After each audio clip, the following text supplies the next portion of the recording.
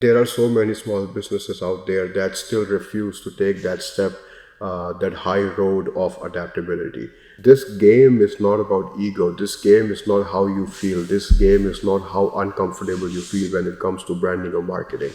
Nobody out there is asking for the small business owners to show their face or to dance in front of the cameras or to do some things in order to promote their business. No, you don't always have to do those things. What marketing and branding really means is that come out with a consistent brand.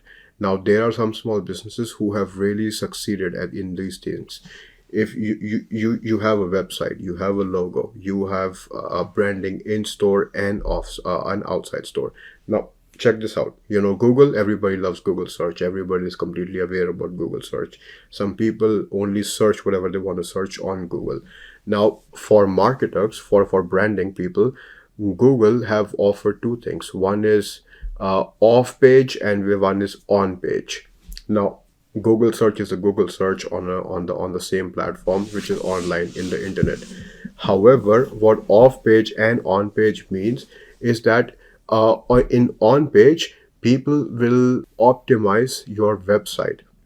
They will optimize your Google name. How when people search with an intent, this is what I'm looking for. For example, dental office near me. For example, pizza near me. For example, Tim Hortons near me. For example, a coffee shop near me. For example, a restaurant near me, an Indian restaurant, a Chinese restaurant, a Mediterranean restaurant near me. That is when your name pops up. And then there is off page. Off page means what is happening on the main page of Google, what is happening on Google Maps, what is happening on blogs, what is happening when the person clicks off on a link and where does that take them. So similarly, there are two types of branding and marketing. One is which is going on in store of your small business, and then one is which is going out of the store, which is in the digital space, which is on the internet. What exactly are you doing? How do people know? If I have a business that exists in just one location in this city, how would the person in another city know that your business exists? Because trust me, if somebody has a liking to what you offer, they will travel hundreds of kilometers just to buy whatever you are selling. People will do that. Imagine this. If you want to adopt a dog, if you want to adopt a cat, you don't have a dog breeder or a cat breeder near you. If you don't have adoption sites near you, people want to adopt those. They will travel hundreds and kilometers of kilometers just to adopt a dog and then bring him back and then pay yearly dues and then pay insurance and everything. So it's not that if you're existing here and then two cities apart, people will not come because you're selling whatever you're selling in this city. That is out of the equation by this point. What are your thoughts, Sunny? There are certain things if you do and you hold that market very well.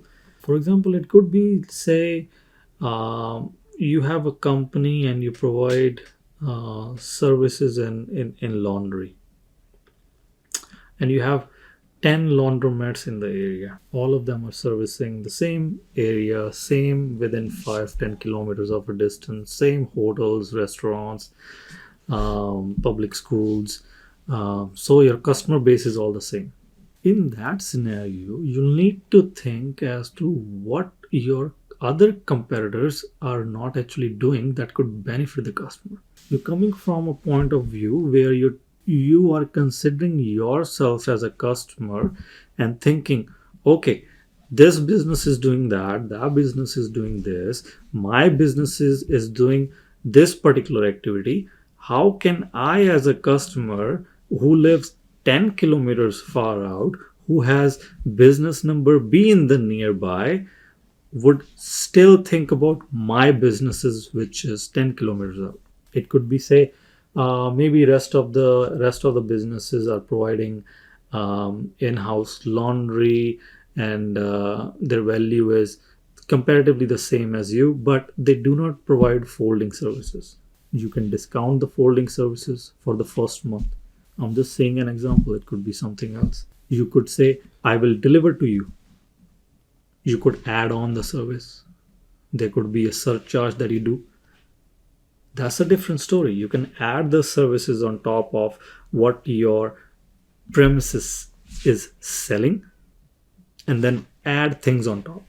You will never know the market what the market wants, but you can explore the market in different aspects.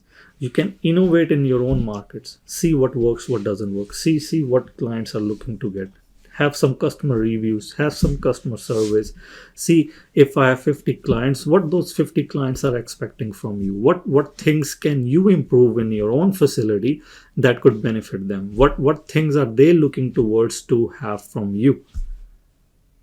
Those are customer responses. Maybe somebody posted a comment on your website saying the price was not fair. Reach out to that person, see what fair price actually is for them, work out a deal, be available, be out there, be responsive. That's what customers are looking towards right now. Price is not the main factor right now. There's a lot of companies out there that are not selling the price, that are not selling the product. They're selling a lifestyle, they're selling values, they're selling innovation. I'll let you take that lead on, Archit. That was pretty intense, Sunny. Pretty intense. But yes, while it was intense, it is completely true. Price is not the first thing you guys should be focused on. Trust me, I have had a digital marketing company and I know about this. When I spoke with customers, when I used to do cold call, when I used to onboard the customers, price was never an issue. It was the quality of service. The main problem that customers used to ask for is that how will that improve their business? They would rather pay me three times the premium than what the competitor may be charging for the same thing that I am offering, but they are more concerned about how their business would turn out in the end. So, price is not something you should be looking at. You should be looking at how to deliver the service more affordable and with a higher quality and standard with your branding at the back. Because if you have branding at the back, then you will not only do the service, get the goodwill, but also you will get earned brand value. You will tell people, okay, this is the place, go to this place for the service. People will recommend, refer you, and trust me, word of mouth is the best. There is no such thing as word of mouth going out of business. Word of mouth is today still the king. Word of mouth was the king 7,000 years ago. Word of mouth is the king in today's generation as of 2025 and then for another 50 years as well. That is how people build trust on how good a business could be. Because trust me, if I want to go out and search for a dent, if I have a problem in my mouth, if I have a problem with my teeth, I am not.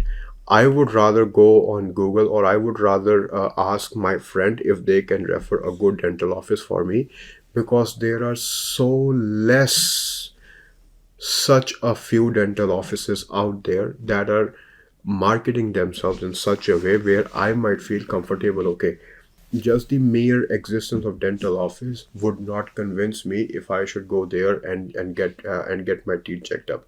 Now there is a dental office on pretty much every single corner, on every single intersection on the street. However, every dental office is different. How they deliver the service is going to be different. How they perform their dental activities is going to be different. And I want to go to a dental office that can do the operation not only in extremely affordable price but in such a quality and with such exceptional care where I feel a community, where I feel belongingness, while the practitioner himself is quite experienced. So rather than going out, I would rather ask somebody else, hey, how is this dental office? Can you recommend me a dental office? And if I cannot go to somebody and ask for them for a word of mouth referral, you know what a dental office can do for those kind of people? They can brand themselves and market themselves in such a way, hey, this is my dental office, this is the team of my practitioners, this is the receptionist, this is the practice manager, this is the person who does all the day-to-day activities, this is the person who performs the surgeries, this is the person who installs the Invisaligns, etc., etc. So very, very creative thing. Now I'll give you a very nice example. Now everybody is familiar with Apple, the company Apple that builds iPhones. Now Apple back in 1984. Now back in 1980s, uh, the major customer of Microsoft. Microsoft came out with the with their own software, with hardware, with computers, and who were their biggest customer at the time? IBM. IBM was buying the majority of the software and hardware that Microsoft was selling. Who thought they could be a huge competitor to IBM? Apple. What Apple did, they came out with a very famous commercial. They came out with such a creative thinking that, trust me, at that time, they had no idea would perform in such a way where after the commercial, when they started selling Macintosh computers in competition to Microsoft computers, Macintosh computers, while they were selling it for thousands of dollars. I think the first computer was sold for above $5,000. I can be incorrect, but I think they were thousands of dollars, very expensive computers at that time because they were just launched, and yet they were completely sold out just because of one commercial, just based off of one commercial. Apple was pretty famous for this commercial when they launched this in 1984. A lot of you have already seen this commercial for the first Macintosh. Let me play this clip for you really quick. Today we celebrate the first glorious anniversary of the Information Purification Directives. We have created, for the first time in all history, a garden of pure ideology, where each worker may bloom, secure from the pests of any contradictory thoughts. Unification of thoughts is more powerful a weapon than any fleet or army on earth. We are one people, with one will, one resolve, one cause. Our enemies shall talk themselves to death, and we will bury them with their own confusion. We shall prevail. On January 24th, Apple Computer will introduce Macintosh. And you'll see why 1984 won't be like 1984. Now in this clip you can see how Apple, they sold the idea of Macintosh. Now if you see in this commercial, they did not really come out and say, hey, we are Apple company, hey, we are electronic company, we sell you iPhones, we sell you Macintosh computers. No, they sold a community, they sold a culture, they sold a culture shift, and most importantly, they sold the date. In the whole commercial, never once did they say we are electronics company, never did they say we sell laptops, never did they say we sell desktops. No, this is something a small business can do in a similar way. When you see thousands and thousands of ads, if you go on Facebook and Instagram and you decide, okay, you know what, I feel inspired, I feel motivated, I'm going to go out and buy some ad space on Facebook, Google, YouTube, Instagram. But what happens? You see already thousands and thousands of people with thousands and thousands of ads already playing, and you might feel a little bit down to see that there are so much competition already going on in digital space. How can I stand out? I don't want to waste dollars buying advertisement space and then no result comes to fruition. Well, this is what Apple did back in 1984. Today we are living in 2025. Back in 1984, rather than selling the product itself, they are selling the culture shift, and the date. This is the tangible product you sell in reality, but in the ad, you are selling completely something else. You are selling the emotion. If you are a furniture store, and this is just an example, you do not have to do this. And maybe if you're already running ad, maybe you can take some ideas, or maybe you can take some inspiration from this one idea.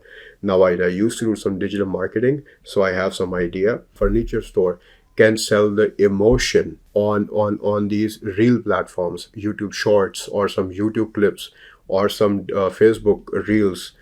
They can make a video of selling the emotion of somebody purchasing a piece of furniture from their store, or an emotion of somebody walking in the store. You don't need to sell the furniture. What you need to sell is the emotion with the name of your store in the video, so that people are able to connect the emotion that the person is showing in the ad and the emotion that they are having, whatever the emotion is, while they are entering to your store. This emotion could be of happiness, this emotion can be of peace, this emotion can be of community, this emotion can be of funny videos when we see funny things happening in the videos, where the uh, where you can be extremely creative, as creative as possible. But this is just one single idea. You don't really need to do this. Now there are several other things that as a small business owner you can take. Another example I'll give you. Now I like to travel a lot, so I went to a with my friends on a trip. We drove from Ontario to Washington. This is roughly a 10-hour drive, 8 to 10-hour drive from Ontario to Washington State in the United States last year. And there was this one small cafe shop that we stopped at. Now, when we went to this cafe shop, not prior to us buying the coffee or prior to them giving us the coffee, they took our email addresses down, our age down, and they asked us this one question: why are we ordering the coffee that we ordered at that time? They asked us why were we ordering that particular taste. And today, that was last year, and today I'm still getting their emails through email marketing. And trust me, I'm impressed. It's not that I do not like the idea of them sending me spam emails. No, I like the idea. And this is something a lot of small businesses can also incorporate in their own business, where they are selling me with the flavors. They are telling me, hey, Archit, this is a flavor that you might try, you might like. You can order it through our website. See, not only are they just selling the coffees in their stores, in their cafe shops, they are also increasing their website sales by selling whatever they are selling through email marketing. So that is one key thing that separates them through hundreds of cafe shops out there that are selling coffees.